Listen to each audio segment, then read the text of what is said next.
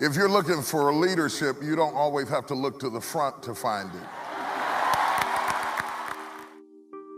Great leadership doesn't start out on the stage. It doesn't start out as governors or mayors or presidents or CEOs or managers. Great leadership starts out in the back. An army of sheep led by a lion will always defeat an army of lions led by a sheep. Because leadership can transform cowards into violent warriors. Leadership starts in the pews. If you're in a church, it starts in the pews. If you're in a business, it starts down in the janitorial booths. It starts with menial things. That's why the Bible said, despise not the day of small beginnings. Understand though, and I want you to get this in your mind and in your heart, and most of all in your head about leadership. When you begin to grapple with leadership and life begins to move you along, career, opportunities, or I believe the presence of the Holy Spirit begins to move you along, because promotion really doesn't come from the east or the west, it really does come from God. It is possible for life to lead you faster than your mind is prepared to handle. Now, why would a lion become the king of the jungle when he has all of those limitations? He's not the tallest, not the strongest, not the smartest, not the heaviest, not the most intelligent, but yet he runs things.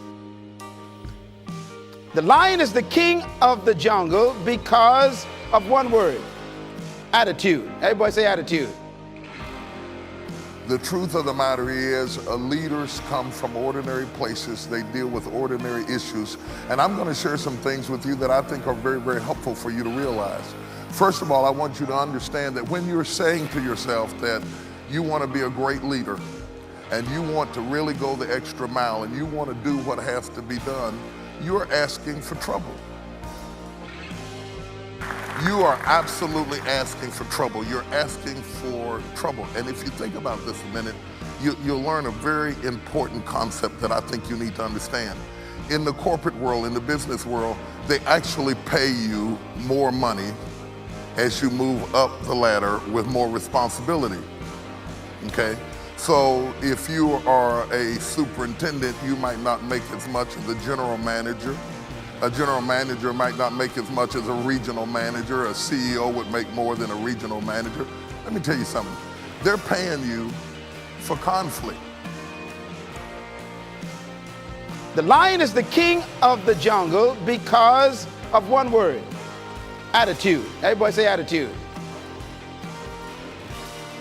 For example, a lion will see an elephant, and the thing that comes to his mind, one word: lunch. Now the elephant is 10 times the size of the lion, probably 50 times heavier, and has more power. One stomp of his feet could destroy the lion. But when the lion sees the elephant, he doesn't look at size and weight and strength and power. He looks at lunch. When you are where you are right now and you say, I can't take this, I can't handle this, I don't want any more, this is driving me crazy, you are saying, I don't want to go any higher. You are rejecting the call to move forward, because moving forward and moving up means more problems. And he acts the way he thinks. Say it. He acts the way, you see, the size is not the problem. The weight of the elephant is not his concern. What makes him act is the way he thinks. And because he thinks he can eat the elephant, he attacks it. The elephant is larger, bigger, stronger, more powerful, heavier, and more intelligent. And yet when the elephant sees the lion, one word comes to mind: eater. In other words, the elephant is controlled by the way he thinks. He thinks that he is lunch. therefore his size, his weight, his power, his might, his authority is a victim of the way he thinks. In fact, the problems that you're dealing with right now may be the fact that you are in training for the next level of leadership. If you don't let it break you, if you don't let it destroy you, if you don't whip out and let it beat you down, if you just master the situation, refuse to be intimidated, and learn how to manage the stress on the next level, then doors swing open.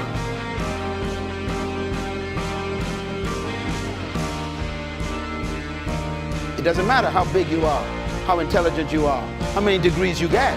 It's your mind that keeps you small. And it doesn't matter how small you are, or how unintelligent you may seem to be, or how much you don't have. It's your mind that makes you the leader. The difference between a leader and a follower is attitude. Why? Because it is unique attitudes that distinguish leaders from followers. They think differently. And that's because attitudes produce certain behaviors. And those behaviors stretch the leader beyond the limitations of the norm.